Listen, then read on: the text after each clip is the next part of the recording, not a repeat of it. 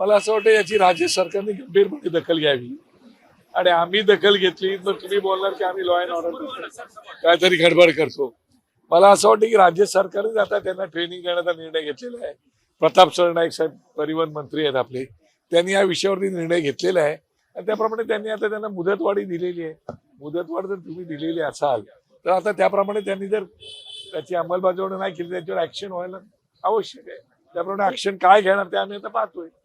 त्या कारवाईचा विरोध मत असे की व्हिडिओ सुद्धा व्हायरल होताना दिसतोय. एक कामगार आहे जो रेल्वे स्टेशनवर काम करतो, त्यांनी सोशल मीडियावर असं आवाहन केलेलं आहे की जोपर्यंत ट्रेनमध्ये सगळे बहुतेक हिंदी भाषी लोक असल्यामुळं जोपर्यंत तिथं येणारा ग्राहक हा जर भोजपुरी बोलणार नाही तर तुम्ही त्याला तुमच्याकडे खायला देऊ नका, नाश्ता देऊ नका, असं आवाहन त्यानं इंस्टाग्रामवरनं केलं.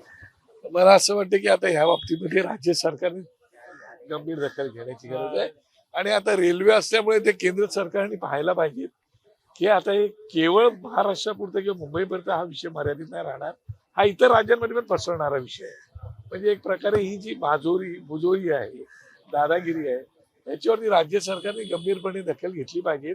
नाहीतर तुम्हाला आठवत असेल की रेल्वेच्या वेळेला काय घडलं होतं, नंतर आम्ही काय केलं आणि मग आमच्यावर काय टीका झाली. तोच प्रकार गुजरातमध्ये ज्यावेळेला झाला, भले रेल्वेचा नव्हता पण त्याच्याबद्दल कोण बोलत आहे, पण आम्ही जर काय केलं मराठी मुलांसाठी आणि महाराष्ट्रासाठी तर आमच्यावर टीका टिप्पणी होते. त्या बाबतीमध्ये राज्य सरकारने गंभीरपणे दखल घेतली पाहिजे. बाकी आम्ही घेतो दखल. नांदगावकर साहेब, आज सकाळपासून 3 वेगळे विषय जे आहेत ते शिवतीर्थावर आले. एमपीएससीचे विद्यार्थी असेल, कंत्राटदार असेल किंवा आता स्टुडंट ट्रेनर साठीचा जो मुद्दा असेल, शासनाकडून जे विषय सोडवले जायला पाहिजेत ते विषय थेट राज ठाकरेंकडून सोडवला जातात, हा विश्वास का वाटतो? नाही, मला ते दुर्दैव की सुदैव बोलावं हे मला कळत नाही, परंतु लोकांना राजसाहेबांच्याकडे काय यावं लागतं याचा विचार राज्य सरकारने गंभीरपणे करण्याची गरज आहे. मग आता जरा एमपीएससीचा विद्यार्थी आहे, काय एमपीएससीचे विद्यार्थी इथे येत आहेत, याचा अर्थ एमपीएससीच्या परीक्षा वेळेवर होत नाहीत, पेपर फुटतायत, अमुक तमुक बरेच विषय त्याला कनेक्टेड आहेत आणि म्हणून आज ते विद्यार्थी येऊन सगळे साहेबांना भेटून गेले. कंत्राटदार जवळजवळ 87,000 कोटी रुपये कंत्राटदारांचे द्यायचे आहेत, म्हणून त्याच्याकडे आम्ही सर यादी मागितलेली आहे आणि त्याच्यामध्ये सुद्धा परप्रांतीय कंत्राटदार प्रचंड आहेत आणि आमचे बरेचसे कंत्राटदार पण आहेत, पण आमच्याकडे सब कंत्राटदार पण प्रचंड आहेत आणि त्यांनाही पैसे मिळत नाही. एका बाजूला आपण म्हणतो की आम्ही ट्रिलियन व्यवस्थेला चाललेलो आहोत, तुम्ही ट्रिलियन व्यवस्थेला चाललेला आहात आणि इथे कंत्राटदारांना पैसे मिळत नाहीत. हळूहळू मला असं वाटतं की पुढे कारभार ठप्प होईल. आणि नंतर राहिला विषय बजाजचा, तो बजाजच्या मुलामुलीने आता तुम्हाला सांगितलं काय आहे ते, त्यांच्यावर अन्याय होता. माझ्याकडेच विषय संभाजीनगर माझ्याकडे असल्यामुळे मी तो विषय साहेबांकडे आणला होता.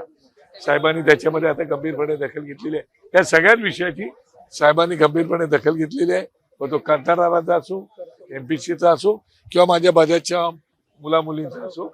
मला असं वाटतं की याच्या बाबतीमध्ये राज्य सरकारने खास करून राज्याच्या मुख्यमंत्र्यांनी दखल घेण्याची आवश्यकता आहे. बाळाजी, पुन्हा एकदा मुद्दा की मराठी बोलधरी संदर्भातल्या मराठी भाषेसंदर्भातलं रिक्षा टॅक्सी जे चालक आहेत मराठी, त्यांचं असं म्हणणं आहे की जे शिकवलं होतं मराठी बोलण्यासंदर्भातलं आरटीओ अधिकारी ते प्रश्न न विचारता दुसरं मराठी विचारतात आणि जे आम्हाला येत नाही असं म्हणतात, त्यांनी आरोप केला.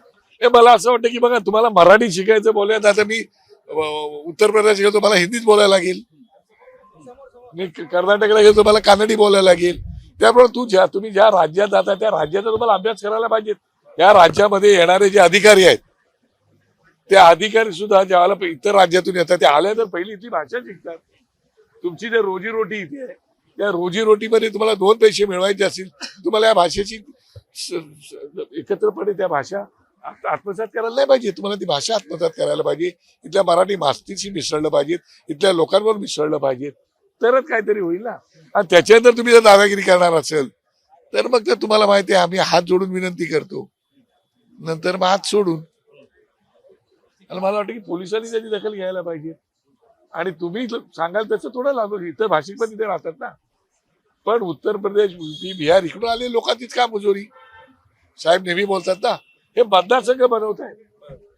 या राज्यामध्ये इतर भाषिक पण लोक राहतात, तर त्यांनी कधी मतदारसंघ बनवण्याचा प्रयत्न नाही केला. आणि आता तर काय बीजेपीने सगळं कंत्राटदारांना रानच मोकळं करून दिलं, सगळं परप्रांतीय कंत्राटदार घेऊन येत आहेत आणि त्यांनी रान मोकळं करून दिलेलं आहे. त्याच्यामुळे सगळे जे काय चाललंय ते फार काही चांगलं चाललंय असं माहिती नाही. आणि ज्यावेळेला वेळ येईल त्यावेळेला ते बघणार नाहीत तुम्ही कुठल्या पक्षाचे कार्यकर्ते आहात, तुम्ही कोण आहात ते. तर सगळेच वाद होऊन जाणार आहे. सर, साहेब प्रश्न असा आहे, छत्रपती शिवाजी महाराज पार्क जे आहे ते देखभाल दुरुस्तीसाठी MCA ने मागितलेलं आहे. पालिकेकडून ते व्यवस्थित मेंटेन केलं जात नाहीये. मला असं वाटतं की पालिकेचं बजेट खूप मोठं आहे. मी महानगरपालिकेत नगरसेवक होतो तेव्हा पालिकेचं बजेट खूप मोठं आहे. आता तो 50-55 हजारचा बजेट आहे आणि एक मैदान तुम्हाला करता येत नाही. ही केवढी लांछनास्पद गोष्ट आहे. मला असं वाटतं की महानगरपालिकेने सगळ्याच गोष्टी कंत्राटाच्या हातात देणं किंवा कोणाला तरी देणं हे उचित नाही मला वाटतं.